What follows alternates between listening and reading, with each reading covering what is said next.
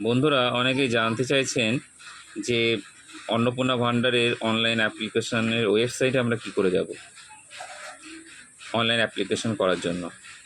তো অন্নপূর্ণা ভান্ডার official website হচ্ছে socialregistry.wb.gov.in/login। এইখানে আমরা প্রথমে গুগলে গিয়ে আমরা লিখব সোশ্যাল SOCIAL, এই চলে এসছে রেজিস্ট্রি ডট। এবার আসার পরে এই যে পেজটা খুললো, এখানে দেখুন লেখা আছে, এখানে এইখানে ক্লিক করব।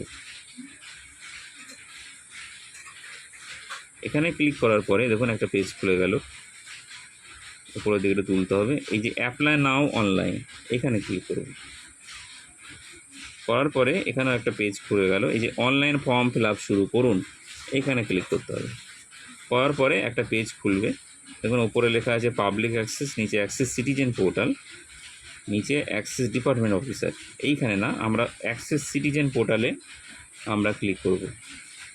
ক্লিক করার পরে এই যে শুরু হয়ে গেল অ্যাপ্লিকেশন লগইন। এইখানে আপনারা কি করবেন, সার্চ ডিস্ট্রিক্টে ক্লিক করে আপনার যে ডিস্ট্রিক্ট সেইখানে ডিস্ট্রিক্ট সিলেক্ট করবেন।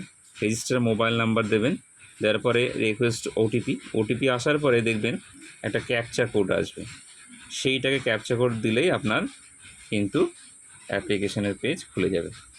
ঠিক আছে। এটা ছাড়াও আরও একটা শর্টকাট ওয়েবসাইট আছে, ওয়েবসাইটে যাওয়ার শর্টকাট পদ্ধতি আছে। সেটা হচ্ছে, দেখুন আমি দেখাচ্ছি কীভাবে করবেন। এটা ডাইরেক্ট একদম সাইটে চলে যাবে। প্রথমে